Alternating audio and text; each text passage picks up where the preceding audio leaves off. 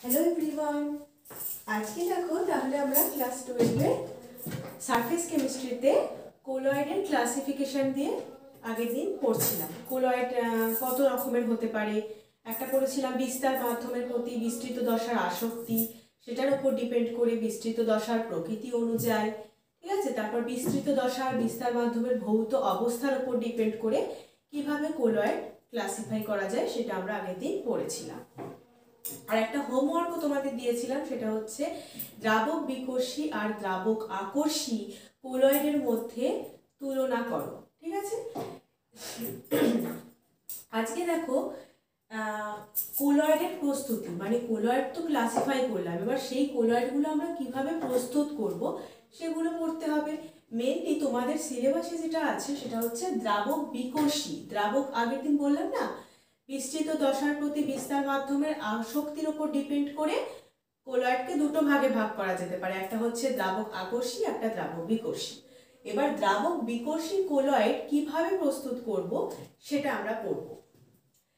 দ্রাবক বিকর্ষীদের জন্য দেখো দুটো পদ্ধতি আছে, একটা হচ্ছে বিভাজন পদ্ধতি, একটা হচ্ছে ঘনীভবন পদ্ধতি। বিভাজন পদ্ধতির মধ্যে আবার যে পদ্ধতিটা আছে সেটা হচ্ছে অপলয়ন। অপলয়ন পদ্ধতিতে আমরা কোলয়েড প্রস্তুত করতে পারি।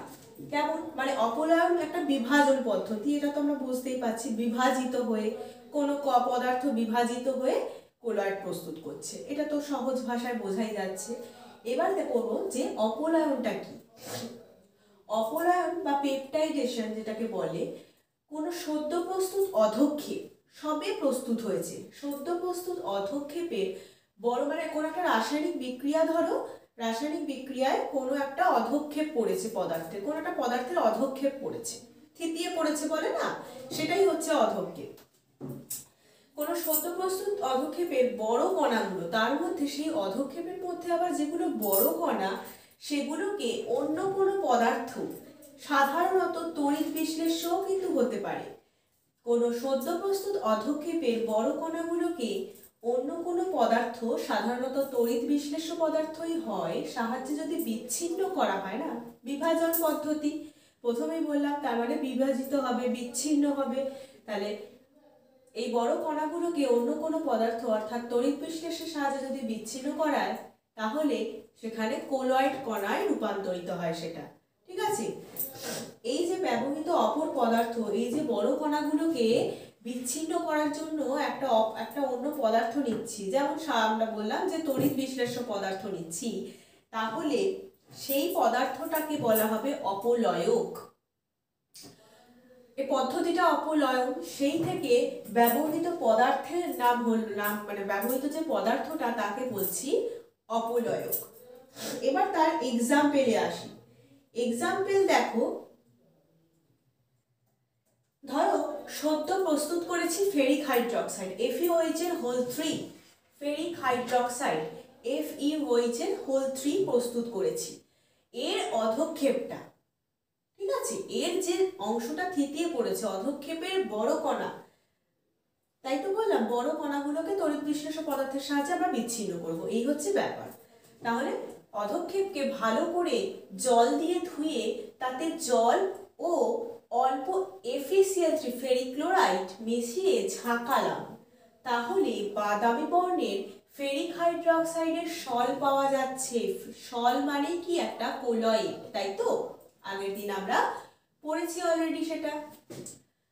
তাহলে এখানে কি করলো না, আমরা তড়িৎ বিশ্লেষ্য পদার্থ হিসেবে এখানে জল আর অল্প FeCl3 মেশালাম, তাহলে যে পদার্থটা মেশানো হচ্ছে, মানে এখানে আমি বললাম না ব্যবহৃত অপর পদার্থকে অপলয়ক বলে, তাহলে এখানে অপলয়ক কোনটা, এখানে অপলয়ক হচ্ছে FeCl3, কারণ এইটাই আমরা ব্যবহার করছি, অন্য একটা পদার্থ ব্যবহার করছি, তাহলে সেটাই হচ্ছে অপলয়ক বা পেপটাইডিং এজেন্ট। অপলয়ন হচ্ছে পেপটাইডেশন, আর সেটা অপলয়ক হচ্ছে পেপটাইডিং এজেন্ট, মানে যার মাধ্যমে এটা অপলয়নটা ঘটছে। এবার বলছি অপলয়নের কারণ, মানে অপলয়ন তো হচ্ছে, ঠিক আছে, এর মাধ্যমে আমরা কোলয়েডও প্রস্তুত করছি, খুব ভালো কথা, কিন্তু এই অপলয়নটা কেন হচ্ছে, কারণটা কি। কারণ হিসেবে দেখো, এই যে সদ্য প্রস্তুত অধক্ষেপের সাথে তড়িৎ বিশ্লেষ্য পদার্থ যুক্ত করেছি, করলে অধক্ষেপের কণাগুলো তড়িৎ বিশ্লেষ্যের একটা আয়নকে বর্ণাত্মকভাবে অধিশোষণ করবে। ঠিক আছে, অধিশোষণ আমরা কিন্তু এই চ্যাপ্টারটার মানে পৃষ্ঠতলীয় রসায়ন সারফেস কেমিস্ট্রি এই চ্যাপ্টারটার প্রথমেই অধিশোষণ কি অলরেডি পড়ে নিয়েছি। যদি কেউ ক্লাসটা এখনো দেখে না থাকো, লিংক ডেসক্রিপশনে দেয়া থাকবে, অবশ্যই সেখান থেকে চেক করে নেবে। তাহলে অধক্ষেপের কণাগুলো তড়িৎ বিশ্লেষের একটা আয়নকে বর্ণাত্মকভাবে অধিশোষণ করছে। এর ফলে অধক্ষেপের কণাগুলো একটা নির্দিষ্ট মানে আয়ন, একটা যদি আয়নকে অধিশোষণ করে তাহলে সেটা তো কি হবে না, সেটা একটা নির্দিষ্ট আধানে আহিত হবে, নয় ধনাত্মক নয় ঋণাত্মক, নেগেটিভ অথবা পজিটিভ আয়নে সেটা আহিত হবে। তো এবার আহিত কণাগুলো নিজেদের মধ্যে বিকর্ষণ করবে, আকর্ষিত হবে না, বিকর্ষিত হবে। নিজেদের মধ্যে বিকর্ষণের ফলে কণাগুলি পরস্পর থেকে বিচ্ছিন্ন হয়ে যাবে। তাহলে অপলয়ন একটা বিভাজন পদ্ধতি, বারবার বলছি, তাহলে অপলয়ন বিভাজন পদ্ধতি মানে বিচ্ছিন্ন হয়ে যাচ্ছে এখানে। তাহলে আহিত কণাগুলোর মধ্যে বিকর্ষণ বাড়ছে, তাহলে কণাগুলো পরস্পরের থেকে বিচ্ছিন্ন হয়ে যাচ্ছে। এর ফলে কি হচ্ছে, সেটা কোলয়েড কণার আকার প্রাপ্ত হয়ে কোলয়েড উৎপন্ন করছে। সিম্পল। তাহলে এই হচ্ছে আমাদের অপলয়নের কারণ। একটা আয়নকে বর্ণাত্মকভাবে অধিশোষণ করছে বলে সেখানে একটা মানে কণাগুলো একটা আধানে আহিত হচ্ছে, তাই জন্য তাদের মধ্যে বিকর্ষণ হচ্ছে। তার ফলে কি হচ্ছে, বিকর্ষণের ফলে কণাগুলো পরস্পর থেকে দূরে সরে যাচ্ছে, বিচ্ছিন্ন হয়ে যাচ্ছে। ঠিক আছে, তাহলে কোলয়েড কণার আকার প্রাপ্ত হয়ে কোলয়েড উৎপন্ন করছে। যেমন দেখো, এই বললাম না ফেরিক হাইড্রোক্সাইড সদ্য প্রস্তুত, সেই সদ্য প্রস্তুত ফেরিক হাইড্রোক্সাইডের অধক্ষেপটা এই দেখো, এই Fe3+, এটা হচ্ছে অধিশোষিত আয়ন, মানে ওই বর্ণাত্মকভাবে যেটা অধিশোষিত করছে সেই আয়নটা কি করছে, এটা সল কণা উৎপন্ন করছে, ফেরিক হাইড্রোক্সাইডের সল, যেটা এক্ষুনি বলছিলাম FeOH3 Fe3+, এটা হচ্ছে ফেরিক হাইড্রোক্সাইডের সল কণা। ঠিক আছে, হলো। এবার এর আগে দেখো আমরা দ্রাবক বিকর্ষীদের জন্য দুটো পদ্ধতি পড়েছিলাম, একটা বিভাজন একটা ঘনীভবন। তাহলে বিভাজন পদ্ধতি হচ্ছে অপলয়ন, আমরা পড়ে নিলাম। নেক্সট দেখো ঘনীভবন পদ্ধতিতেও কিন্তু আমাদের দ্রাবক বিকর্ষী কোলয়েড প্রস্তুত করা যায়। ঠিক আছে, তার মধ্যে যে পদ্ধতিটা আছে সেটার নাম হচ্ছে ব্রেডিগের আর্ক পদ্ধতি।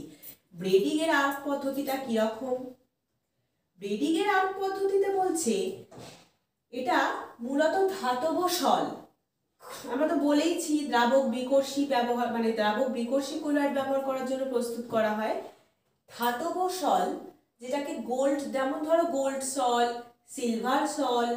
গোল্ড সল তো একটা দ্রাবক বিকর্ষী কোলয়েড, তাহলে মূলত ধাতব সল তৈরিতেই কিন্তু এই ব্রেডিগের আর্ক পদ্ধতি ব্যবহার করা হয়।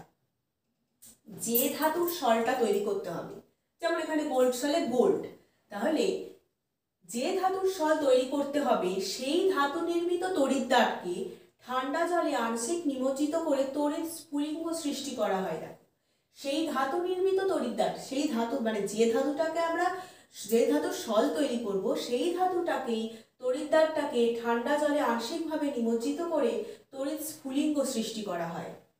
ফলে উৎপন্ন একটা তড়িৎ স্ফুলিঙ্গ সৃষ্টি করা মানে কি, সেখানে একটা তাপ উৎপন্ন হবে।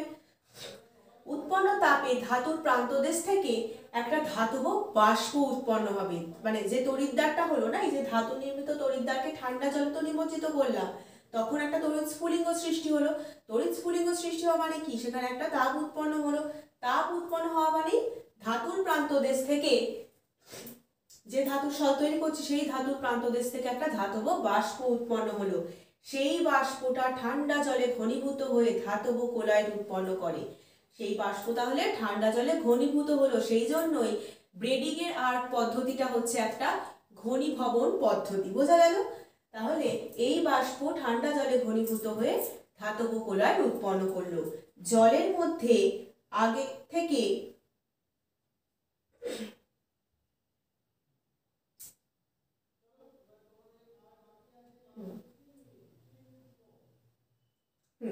জলের মধ্যে কি হলো না, জলের মধ্যে আগে থেকে স্থায়িত্ব প্রদানকারী পদার্থ হিসেবে সামান্য পরিমাণ KOH দ্রবণ যোগ করা থাকে।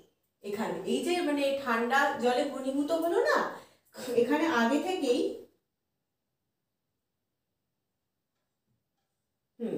এখানে আগে থেকেই সামান্য পরিমাণ KOH দ্রবণ যোগ করা থাকে, ঠিক আছে। এইটাই হচ্ছে যে আমাদের ব্রেডিগের আর্ক পদ্ধতি, যেটা ঘনীভবন পদ্ধতি আমরা বলছিলাম।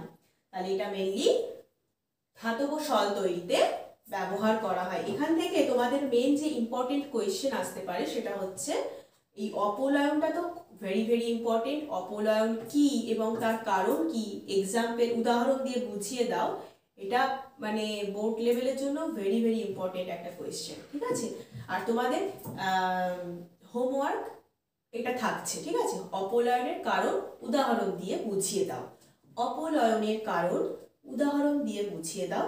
এটা তোমরা এই আর আগের দিন তো ছিলই একটা, সেটা তোমরা হোয়াটসঅ্যাপ নাম্বার আমাদের যেটা আছে 9804265101 এই নাম্বারে সেন্ড করে দেবে।